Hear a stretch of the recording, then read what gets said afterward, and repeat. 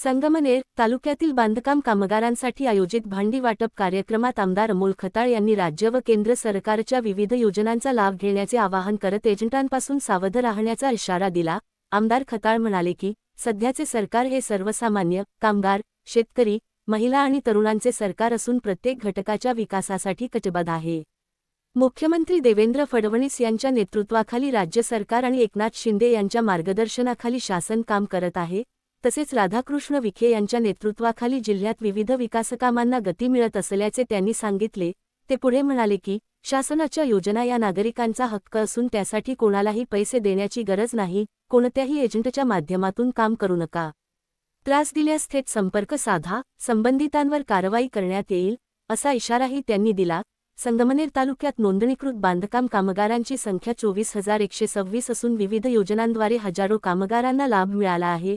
शिष्यवृत्ती योजनेतून 6,877 लाभार्थ्यांना सुमारे 7,60,00,000 रुपयांची मदत वितरित करण्यात आली आहे। तसेच सुरक्षा संच, अत्यावश्यक वस्तू संच आणि इतर योजनांचाही लाभ मोठ्या प्रमाणावर देण्यात आल्याचे त्यांनी सांगितले। आरोग्य सुविधांबाबत बोलताना कामगारांसाठी संगमनेरमध्येच दवाखान्याची सुविधा उपलब्ध होणार असून तपासणी व उपचारासाठी बाहेर जाण्याची गरज भासणार नाही असे त्यांनी स्पष्ट केले।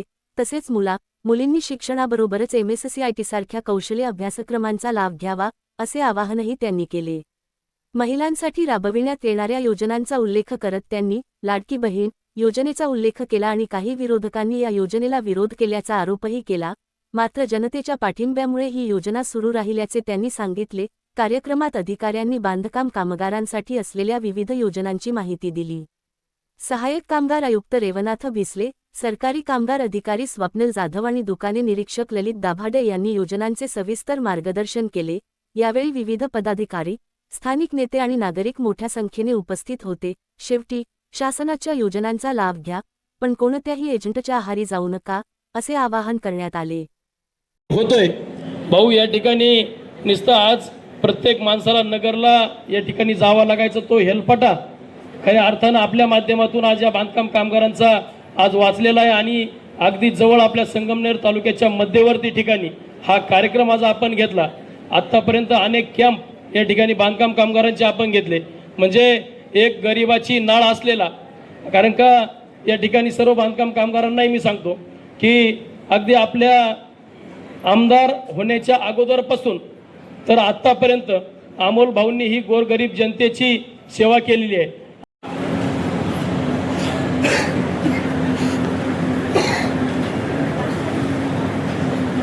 महाराष्ट्र इमारत व इतर बांधकाम कामगार कल्याणकारी मंडळाच्या वतीने आपल्या संगमनेर येथे होत असलेल्या भांडी वाटपाच्या कार्यक्रमासाठी उपस्थित असलेले व्यासपीठावरील आमचे ज्येष्ठ मार्गदर्शक श्री भीमराजी चत्तर, शिवसेनेचे शहराध्यक्ष विनोदजी सूर्यवंशी, भारतीय जनता पार्टी तालुका अध्यक्ष गुलाबराजे भोसले,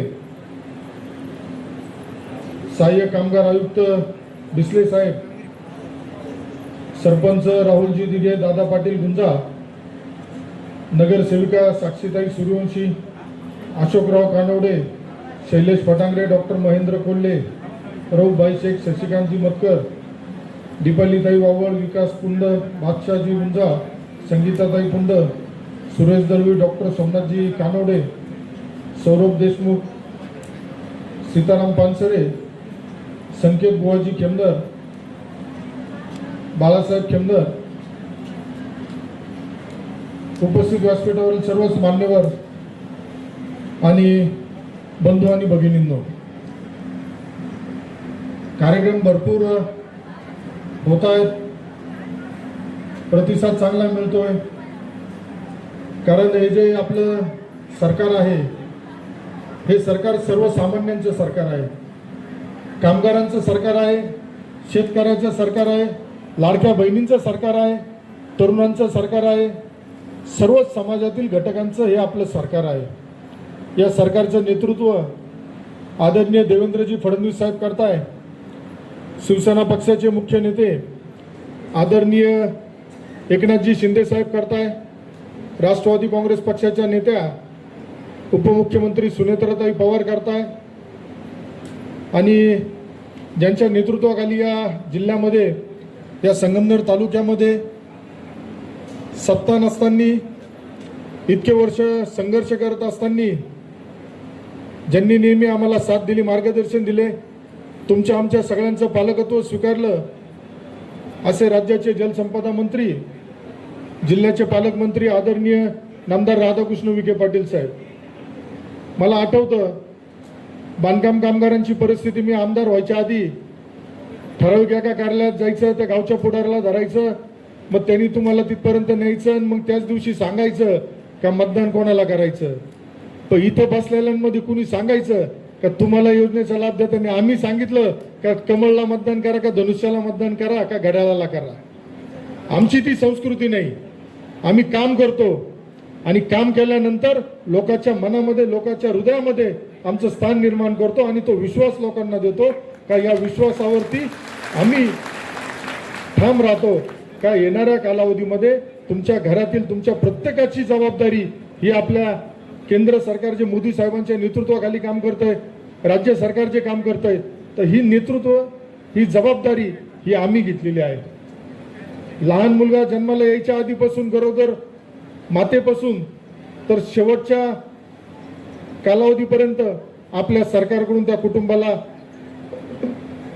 सन्मान देण्याचं काम केलं जातं. आज बघा, नुसतं घरेलू बांधकाम कामगारांमध्येच नाही तर घरेलू महिलांचा सुद्धा विषय आहे. मी वारंवार सांगतो, प्रत्येक कार्यक्रमात सांगतो का कोणालाही पैसे देऊ नका. हा तुमचा अधिकार आहे, तुमचा हक्क आहे आणि तो पूर्ण करण्याचं काम हे आमच्या जनसंपर्क कार्यालयाच्या माध्यमातून होतंय. त्यामुळं अधिकारी सुद्धा आपल्याला चांगल्या पद्धतीने नेहमी सहकार्य करत असतात, त्यांचंही सहकार्य असतं. आज या बांधकाम कामगारांच्या माध्यमातून भांडी वाटपाचा कार्यक्रम होतोय. यामध्ये सांगायला मला आनंद होईल का आपल्या संगमनेर सारख्या ठिकाणी नोंदणीकृत बांधकाम कामगारांची संख्या ही 24,126 आहे. जर 24,000 लोकांना आपलं महायुतीचं सरकार, मोदी साहेबांचं सरकार, फडणवीस साहेबांचं सरकार, शिंदे साहेबांचं सरकार जर प्रत्येक गोष्टीचा लाभ देतंय, तर तुमची सुद्धा जबाबदारी आहे का या सरकारच्या पाठीशी आपण ठामपणे उभं राहिलं पाहिजे. या सरकारच्या प्रतिनिधींच्या पाठीशी आपण ठाम उभं राहिलं पाहिजे. कारण लक्षात घ्या, गल्लीपासून दिल्लीपर्यंत आता फक्त मोदी साहेब आहे, महायुतीचं सरकार आहे. आणि यापूर्वीच्या कालावधीत आता याच्यामध्ये बरेचसे वयस्कर लोक दिसत आहेत, ज्यांनी आज वयाची 50 पूर्ण झालेत, त्यांनी यापूर्वीचा 10-15 वर्षापूर्वीचा काळ आठवून बघावा. कशी परिस्थिती होती, कसा तुम्हाला संघर्ष करावा लागत होता, कशा पद्धतीने तुम्हाला दलालांना पैसे दिल्याशिवाय किंवा गावच्या बगलबच्च्यांना त्यांच्या हातापाया पडल्याशिवाय तुम्हाला कुठल्या योजनेचा लाभ मिळत नव्हता.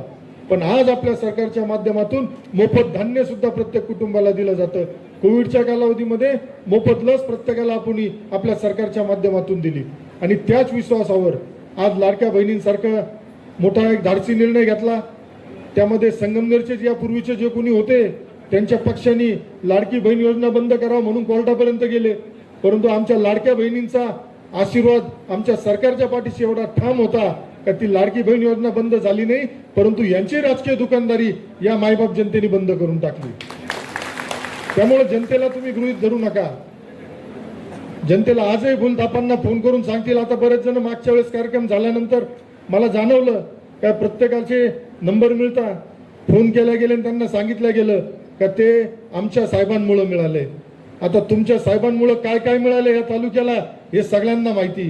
तुमच्या साहेबांनी फक्त दलाल पोचले आणि त्या दलालांकडून 1,000, 2,000 रुपये त्यांनी आमच्या गोरगरीब जनतेकडून वसूल केले.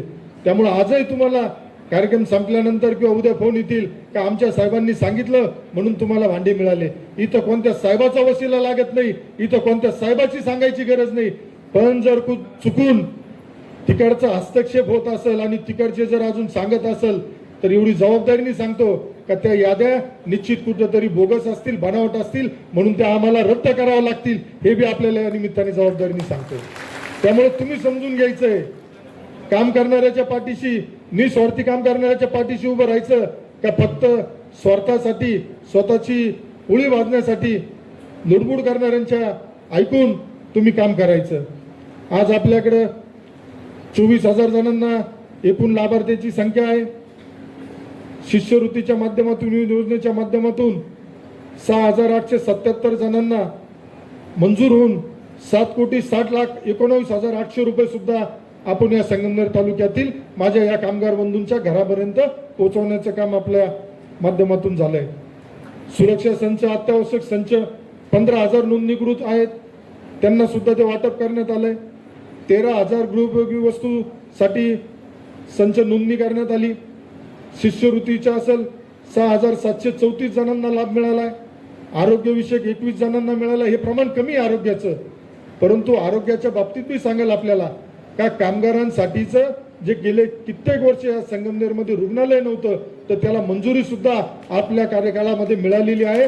आणि लवकरच कामगारांसाठीचा जो दवाखाना आहे तो सुद्धा तुम्हाला ना नाशिकला जायची गरज आहे ना नगरला जायची गरज आहे, त्याची सुद्धा तुमची तपासणी संगमनेरातच केली जाईल. आणि त्या उपर जर त्या दवाखान्यामध्ये आपल्याला काही उपचाराची गरज पडली, ऑपरेशनची गरज पडली, तर त्यासाठीचं सुद्धा जो हॉस्पिटल पाहिजे ते हॉस्पिटल सुद्धा संगमनेरातच तुम्हाला उपलब्ध करून देण्याचं काम आपल्या सरकारच्या माध्यमातून होणार आहे. त्यामुळं कुठल्या बाबतीत असं राहिलं नाही का जिथं तुम्ही आम्ही कमी पडतोय. पण मी आता हे आकडेवारी पाहताना मला एक जाणवलं, जरी आज प्रत्येकाच्या हातात घरात मोबाईल असला, मुलांना सगळं समजत असलं, तरी आता इथं मला जाणवलेली एक समस्या अशी का MSCITचा फक्त 30 जणांनी याचा लाभ घेतला आहे. तर माझी आपल्याला आव्हान राहील का आपल्या घरातील 10वी 11वी 12वी पास झालेली मुलगी असेल, मुलगा असेल, तर त्यांना MSCIT साठी हे करा. कारण येणाऱ्या पुढील कालावधीमध्ये आता सुद्धा सरकारी नोकरी जिथं असते, सरकारी नोकरी करण्यासाठी आपल्याला त्या MSCIT प्रमाणपत्राची गरज पडते. मग नोकरीला फॉर्म भरल्यानंतर कुणीतरी सांगतं, मग त्यावेळेस आपण धावपळ करणार. त्यापेक्षा आज आपल्या या योजनेमध्ये तो सुद्धा लाभ आहे, तर त्याचा सुद्धा तुम्ही सगळ्यांनी निश्चित लाभ घेतला पाहिजे असं मला या निमित्ताने वाटतं. खूप काही आपल्याला करायचं आहे, खूप काही आपण करत आहे. येणाऱ्या पुढील कालावधीमध्ये आता भांडी वाटप झाल्यावर परत आपल्याला जे संच आहेत, सुरक्षा संच, तर त्याची सुद्धा परत आपल्याला नोंदणी करायची. म्हणजे आम्ही तुम्हाला सोडणार नाही. तुम्ही जरी म्हणले आम्हाला नको, तरी आता आम्ही तुम्हाला सोडणार नाही. कारण आमची भूमिका प्रत्येकाच्या घरामध्ये, प्रत्येकाच्या कुटुंबामध्ये आम्हाला शासनाच्या योजना पोहोचवायच्या आहेत. बरं, या योजना कोणाच्या आहेत? या योजना आपल्यासाठीच बनलेल्या आहेत. त्यामुळं येणाऱ्या पुढील कालावधीमध्ये आपण ही बी काळजी घ्या. कुणाला मध्यस्थाला, कोणाला एजंटला धरू नका. मी मागे सांगितलं होतं, कुणी जर ऐकत नसेल, त्रास देत असेल, तर त्याचा मला एक मेसेज केला तर मी चांगला कार्यक्रम करतो याचा अनुभव संगमनेरकरांना आहे. मला एक मेसेज टाकला तर त्या एजंटला जेलमध्ये टाकायचं काम निश्चित आपल्याकडून करण्यात येईल. त्यामुळं आमच्या कामगार बांधवांना कुणी त्रास द्यायचा नाही. ते सुद्धा एक मेहनतीने, इमानदारीने काम करताय आणि त्यांचा हक्क त्यांना मिळण्याचं काम आपल्याला या निमित्ताने करायचं आहे. आज तुम्ही बघितलं असेल, 4 दिवसापूर्वी आपल्या देशाचे पंतप्रधान मोदी साहेबांनी आमच्या लाडक्या बहिणींची संख्या प्रत्येक बाबतीत मोठी आहे. नुसतं बांधकाम कामगारच नाही, तर मी जेवढे आता कार्यक्रम करतो, अखंड हरिनाम सप्त्याला जातो, तिथं सुद्धा आमच्या लाडक्या बहिणींची, माता भगिनींची संख्या मोठी असते. त्या दृष्टीनेच आपल्या सरकारने निर्णय घेतला होता का महिलांना 33% आरक्षण जे आहे हे दिल्लीमध्ये मिळालं पाहिजे, हे मुंबईमध्ये मिळालं पाहिजे. परंतु दुर्दैवाने काही लोकांना फक्त मतापुरते आमच्या लाडक्या बहिणी पाहिजेत, फक्त मतापुरते आमच्या माता भगिनी पाहिजेत. पण ज्यावेळेस सभागृहामध्ये त्यांना बसवायची वेळ आली तर त्यावेळेस त्या गोष्टीला त्यांनी विरोध केला. हे विरोध करणारे सुद्धा तुम्ही शोधले पाहिजे आणि त्यांचा बंदोबस्त केला पाहिजे. माझ्यासारखा जर सामान्य कार्यकर्ता या तालुक्याचा आमदार होऊ शकतो, तर उद्या तुमच्यातीलच एखादी भगिनी का या संगमनेर तालुक्याची आमदार होऊ शकत नाही. परंतु काही जणांना असं वाटतं का फक्त मी, माझा परिवार. पण आज माझा परिवार, मी तुम्हाला सांगतो, या संगमनेर तालुक्यातील प्रत्येक गावातील, प्रत्येक घरातील, प्रत्येक कुटुंबातील व्यक्ती हा माझा परिवार आहे आणि मी त्या परिवाराचा सदस्य आहे. त्यामुळे कधीही तुमच्या भावाला, तुमच्या मुलाला हक्काने सांगायचं, कुठलीही अडचण असू, मुलाच्या शिक्षणाची असू, दवाखान्याची असू. आज सुद्धा माननीय मुख्यमंत्री सहाय्यता निधीच्या माध्यमातून राज्याचे लोकप्रिय मुख्यमंत्री त्यावेळेचे आदरणीय एकनाथजी शिंदे साहेबांनी 450 कोटी रुपये आपल्या या गरजूवंत रुग्णांना देण्याचं काम केलं होतं. आज संगमनेरमध्ये सुद्धा ज्या ज्या दवाखान्यांमध्ये पेशंट जातात तर तिथं कुठं कोणाची अडवणूक होत असेल तर माझ्या कार्यालयाला संपर्क केल्यानंतर तिथं कुठलंही बिल न घेता योजनेचा पूर्ण लाभ आपल्या त्या रुग्णाला देण्याचं काम आपल्याला करत असतो आपण. त्यामुळं आपल्याला हेच सांगल का आरोग्याच्या बाबतीत सुद्धा आता आमच्या माता भगिनी आहेत. आपल्या जी शासन आहे शासनाच्या वतीने एक 15 वर्षाच्या मुलींसाठी आता कॅन्सरचं प्रमाण बऱ्यापैकी मोठ्या प्रमाणात वाढलेलं आहे. या कॅन्सरसाठी एक लस आलेली आहे. ही लस सुद्धा घेतल्या गेली पाहिजे. हे अफवा करतील काही लोक, त्यांचे स्वतःचे गावागावामध्ये जाऊन सांगताय का आम्ही शिबिरं ठेवतो, तुमची तपासणी करतो. त्यांच्या शिबिराचे तपासणीची मला वाटत नाही गरज आहे. कारण आज आपल्या सरकारने 2500 असे आजार आहेत का जे कोणाला माहीत नाही, परंतु सामान्य माणसाला कधीतरी काम करताना कुठल्या तरी गोष्टी कुटुंबाची जबाबदारी घेताना होत असतात, तर त्याची सुद्धा पूर्ण मोफत उपचार करण्याचं काम आपल्या महायुती सरकारच्या माध्यमातून होत असतं. त्यामुळे माझी विनंती राहील, शासनाची जी आता व्हॅक्सिनची योजना आली आहे तर आमच्या माता भगिनींनी आपल्या घरातील लहान मुलींना ती व्हॅक्सिन देण्यासाठी पुढाकार घ्यावा. ती व्हॅक्सिन दिल्यानंतर निश्चित त्याच्यावरती पूर्णतः सरकारच्या वतीने दिल्या जाते. त्यामुळे सरकार जनतेच्या आरोग्याशी नाही खेळत, सरकार जनतेच्या आरोग्याची काळजी घेतं. हे काम तुम्ही आम्ही करत असतो. त्यामुळे या पुढील कालावधीमध्ये सुद्धा बांधकाम कामगारांचे असेच मोठे कार्यक्रम होत राहतील. बांधकाम कामगारांना योजनेचा लाभ दिला जाईल. थोडं पुढं मागं होतं, कधी कधी आता उन्हाची तीव्रता वाढलेली आहे त्यामुळं परत पुढचा लॉट येणार आहे. कधी भांडे यायला उशीर होतो, कधी आपल्या सर्वांपर्यंत निरोप द्यायला उशीर होतो. त्यामुळं परंतु या योजनेपासून कोणीच वंचित राहणार नाही. ज्यांना नवीन बांधकाम कामगारांची सुद्धा नोंदणी करायची असेल त्यांनी आपल्या कार्यालयाशी संपर्क करावा आणि त्या योजनेचा लाभ घ्यावा, असं या निमित्ताने मी आपल्या सर्वांना आवाहन करतो. येणाऱ्या आता 2-3 दिवसानंतर आपल्या जलसंपदा विभागाच्या वतीने संगमनेर येथे एक ज्या पद्धतीने आता तुम्ही बरेचसे लोक बघितलं असेल नर्मदा परिक्रमा करत असता, तर नर्मदा परिक्रमा ही होत होती, पण जलसंपदा विभागाच्या वतीने आदरणीय विखे पाटील साहेबांच्या नेतृत्वाखाली गोदा ते नर्मदा जलजागृती यात्रा निघालेली आहे आणि ही यात्रा 25 एप्रिल 2026 रोजी संगमनेर शहरात येणार आहे. त्यानिमित्ताने माझं आपल्या सर्वांना आव्हान राहील, ज्यांना ज्यांना शक्य आहे त्यांनी त्या यात्रेला उपस्थित राहावं आणि एक वेगळा अनुभव गोदा व नर्मदा जलजागृती यात्रेचा घ्यावा, असं आपल्या सर्वांना आव्हान करतो. आणि या पुढील कालावधीमध्ये सुद्धा पुन्हा आपल्याला शब्द देतो, लवकरच भांडी कामगार याचा विषय असेल आणि संच असेल, सुरक्षा संच असेल, तुमच्या मुलांची कोणाची स्कॉलरशिपचे प्रलंबित असतील, आता बिस्ले साहेब व त्यांच्या टीमचं काम अतिशय चांगलं सुरू आहे. त्यामुळे आता प्रलंबित होण्याचं प्रमाण सुरुवातीला जास्त होतं, ते प्रलंबित प्रकरण मंजूर होत नव्हते, परंतु आता मला सांगायला आनंद होईल का यापुढे कुठलीही जास्त काल प्रलंबित राहणार नाही, याची काळजी अधिकारी घेतील, आम्ही घेऊ आणि असेच कार्यक्रम आपण करत राहू. फक्त तुम्ही पुन्हा आपल्याला आव्हान करील का जो देतंय, जे सरकार देतंय त्या सरकारच्या पाठीशी, त्या सरकारच्या प्रतिनिधींच्या पाठीशी ठाम उभे राहण्याची जबाबदारी घ्यावी. धन्यवाद. जय हिंद, जय महाराष्ट्र, जय श्रीराम.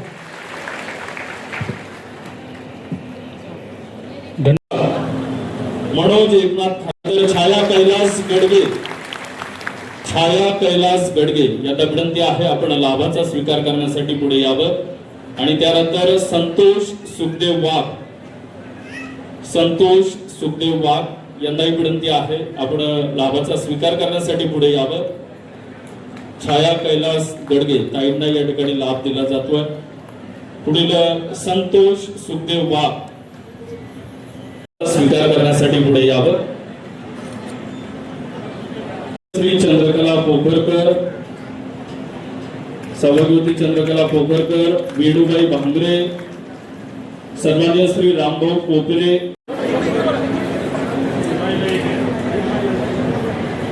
एकदा जोरदार टाळ्या आपण या ठिकाणी वाजवूया. दंडगरांच्या शुभ हस्ते लाभाचं वाटप या ठिकाणी करण्यात येत आहे. या संपूर्ण कार्यक्रमाच्या निमित्तानं ज्यांनी आरोग्य शिबिरासाठी सहकार्य केलं ते सर्व आरोग्य विभागाचे सर्व कर्मचारी यांना विनंती आहे, आपला सन्मान या ठिकाणी केला जातोय. आपण सन्मानाचा स्वीकार करण्यासाठी मंचावर